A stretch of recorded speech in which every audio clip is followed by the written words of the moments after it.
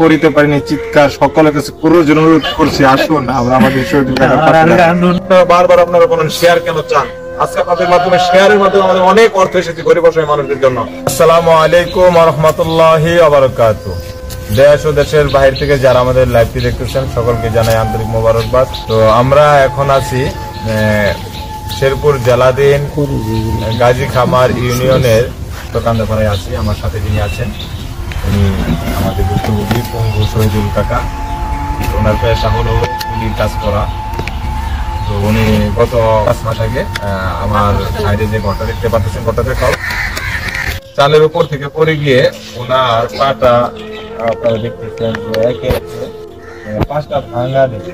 এই যে একটা ভাঙ্গা, এই যে একটা ভাঙ্গা, এই যে একটা ভাঙ্গা, এই যে 1 2 3 4 5 5টা ভাঙ্গা দেয়। অবস্থা খুবই খারাপ। সেই জায়গা থেকে উনি আসলে কুলির চাকরি করে, যেহেতু কুলির কাজ করে, অর্থনৈতিকভাবে খুবই খারাপ অবস্থা। তো গত 5 মাস ধরে ওনার সংসারটা খুব টানা হেঁচড়ার ভিতরে চলতেছে। কিভাবে আসলে আল্লাহ তাআলা চালাতে আল্লাহ আমাকে ভালো জানে। ওনার একটা বড় ছেলে আছে, নাম হলো নয়ন, আমাদের নারীতে বাড়িতে মাইকিং করে। তো ওই ছেলেটা আসলে বাবা মার এমন সন্তানের প্রয়োজন, 10টা নয়, এমন সন্তান একটাই যথেষ্ট, যে সন্তানটা নিজের অবস্থান থেকে সর্বোচ্চ চেষ্টা করছে বাবা মার চিকিৎসার জন্য। তো আমরা আমাদের জায়গা থেকে এর আগেও তথ্য নিয়েছি, কিন্তু আসতে পারি নাই। আমরা আজকে আসছি।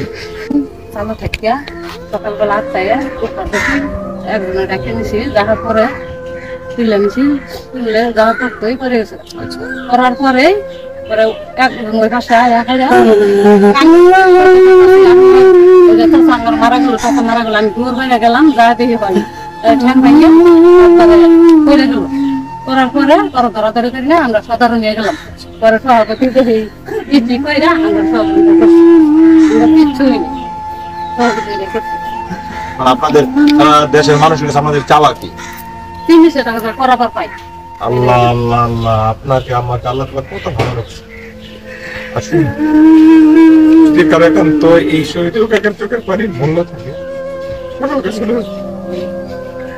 শহীদুল কাকার পাশে দাঁড়াই।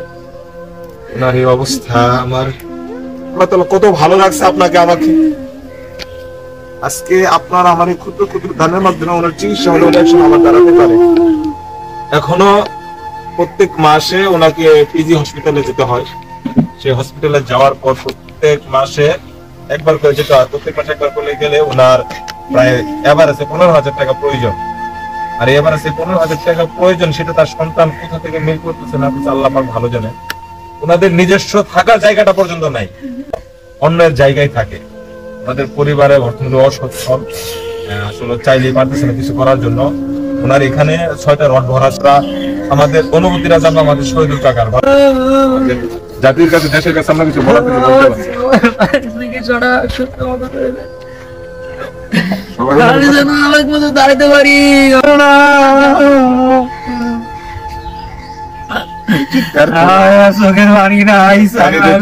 করিতে পারিনি চিৎকার, সকলের কাছে পুরোজন অনুরোধ করছি, আসুন আমরা আমাদের শহীদুল কাকার পাশে, আপনাদের দেওয়া অর্থে আমরা যেন ইনশাআল্লাহ আমাদের শহীদুল কাকার পাশে দাঁড়াইতে পারি। অবশ্যই শহীদুল কাকার ব্যক্তিগত বিকাশ এবং নগদ নাম্বার দেওয়া থাকবে, আপনারা চাইলে সেখানেও পাঠাতে পারেন, আমার সাথে যোগাযোগ করতে পারেন। সর্বোপরি কথা হলো, আমরা অনেক নোংরা ভিডিও, অনেক বাজে ভিডিও শেয়ার করি। আজকে আপনার শেয়ারের মাধ্যমে যদি আমাদের শহীদুল কাকার চিকিৎসার ব্যবস্থা হয়, গরিব অসহায় তাদেরকে অর্থ দিয়েছে, এর জন্য আপনাদের কাছে পুরো জোরে আবেদন করতেছি, অবশ্যই ভিডিওটা যার কাছে যাবে অবশ্যই ভিডিওটা শেয়ার দিবেন। আপনারা দেখেন ওনার অবস্থান। এখানে যে 5টা রড লাগানো ছিল, বিগত দিনের আমরা ছবি আপনাদেরকে অবশ্যই দেখাবো। এই যে এখানে গোস্ত ছিল না, এখানে মানে ইনফেকশন হয়ে, চিকিৎসার অভাবে ইনফেকশন হয়ে পেকে যায়। পেকে যাওয়ার কারণে এখানে গোস্তটা নষ্ট হয়ে যায়। তো এই গোস্তটা আসলে এই জায়গাটাকে নিয়ন্ত্রণ করার জন্য আপনারা দেখেন ওনার এই উড়াপ থেকে প্রত্যেকবারই ওরা থেকে গোস্ত নেওয়া হয়, গোস্ত নিয়ে এখানে আবার এখানে এড করা হয়। এইভাবে ওনার জীবনটা চলতেছে। তো ওনার একটা সন্তান মাইকিং করে নিজের জীবন যাপন করে ওনার পরিবার, ওনার মা বাবা সবাইকে পালে।